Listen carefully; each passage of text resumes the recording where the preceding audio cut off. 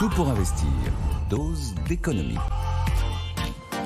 C'est l'heure de votre dose d'économie avec Nicolas. Bonjour Nicolas. Bonjour. Nous allons parler d'un préavis de grève pour la cérémonie d'ouverture des Jeux Olympiques. Il vient de la CGT Spectacle. Que veut-elle la CGT Spectacle ? Alors la CGT Spectacle dénonce des inégalités de traitement entre les différentes personnes qui ont été recrutées pour cette cérémonie du 26 juillet. C'est assez précis, hein. Elle cible des conditions de défraiement qui ne seraient pas équitables, des conditions de logement qui poseraient aussi des problèmes. Alors elle est majoritaire dans ce secteur, dans cette branche des entreprises artistiques et culturelles, donc elle pèse lourd. Et d'ailleurs ce préavis pourrait entacher la suite des répétitions prévues cette fois-ci pour la cérémonie d'ouverture des Jeux paralympiques, le 28 août. Donc là, l'AFP a contacté un porte-parole des JO qui affirme que le producteur de l'événement du 26 juillet, qui s'appelle Paname 24, est parfaitement dans les clous de ce que prévoit la convention collective des danseurs. Il y a eu, il faut bien le rappeler, 2 séances de négociations qui ont déjà eu lieu sur ce sujet depuis début juillet, qui ont échoué. Et il n'y a aucune nouvelle rencontre qui est prévue. Et donc, devant cette situation de blocage, la CGT Spectacle passe à l'action, comme on vient de le dire. Bon, visiblement, ce préavis de grève ne ressemble pas beaucoup au précédent mouvement orchestré à l'occasion des JO, en amont des JO. Pourquoi ? Oui. C'est-à-dire que là, vous êtes vraiment sur un conflit social classique, j'ai envie de dire. D'une certaine manière, on pourrait dire la CGT est un peu dans son rôle de rapport de force après l'échec d'une négociation. C'est un peu classique, voilà. Tandis que, effectivement, tout ce qu'on a vu précédemment, ça n'a rien à voir. On a assisté à des grèves d'opportunités liées à l'événement Jeux Olympiques. On a eu clairement un chantage aux JO qui a été orchestré généralement de salariés qui sont dans les entreprises publiques, sous statuts spéciaux d'entreprises qui ont une capacité de nuisance importante parce que, évidemment, elles sont, pour la plupart du temps, liées au déplacement. Et donc, partout, on a profité des JO pour aller chercher des primes, voire d'ailleurs des hausses de salaire pérennes. Et les grands gagnants, on les connaît. Ce sont les salariés de la SNCF, de la RATP et les aiguilleurs du ciel, qui notamment, eux, souvenez-vous, avaient obtenu tellement qu'ils n'avaient pas trop envie qu'on publie l'intégralité du protocole d'accord, tellement il était généreux. Il valait mieux essayer d'être discret.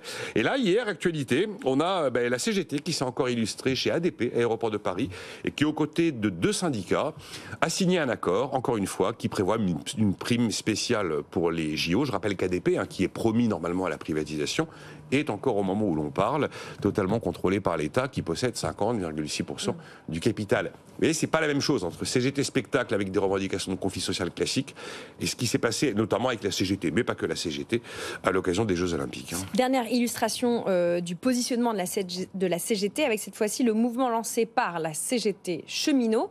Pour aujourd'hui, là, jeudi 18 juillet, de quoi s'agit-il ? Alors là, c'est le dérapage complet de la CGT. C'est la sortie de route absolue, parce que la CGT Cheminots appelle à des manifestations pour obtenir un gouvernement NFP. Là, on n'est plus dans une vie syndicale normale. Et donc, voilà, ils veulent des manifestations devant des préfectures et également devant l'Assemblée nationale. Aujourd'hui aussi, Sophie Binet, numéro 1 de la CGT, a pris une position qui rompt radicalement avec la tradition syndicale et la tradition de la CGT, puisqu'elle appelle à un rassemblement devant le Palais Bourbon, et là, je la cite, pour, dit-elle, mettre sous surveillance l'Assemblée nationale. Et là, effectivement, la CGT a brisé une muraille de Chine à l'occasion de cette crise politique. C'est-à-dire qu'elle a d'abord explicitement, avant le vote, appelé à voter à NFP. Oui. Ce qui est totalement contraire à ses fondements historiques.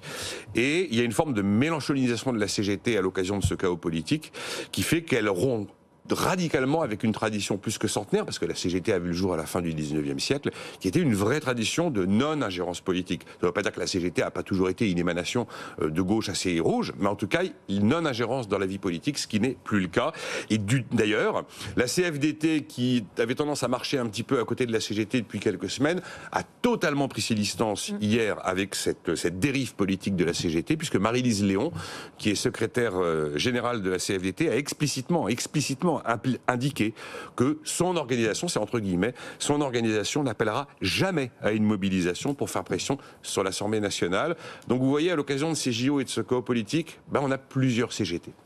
Plusieurs CGT en une. La CGT qui en tout cas surfe 2 vagues, celle du JO et celle du chaos politique. Merci Nico Lados pour cette séquence à retrouver en podcast et en replay sur notre site et notre application, mais aussi si vous voulez partager vos convictions économiques, pas forcément politiques, mais au moins économiques, avec nous sur la chaîne YouTube de BFM Business. C'est possible juste en dessous des vidéos qui sont postées.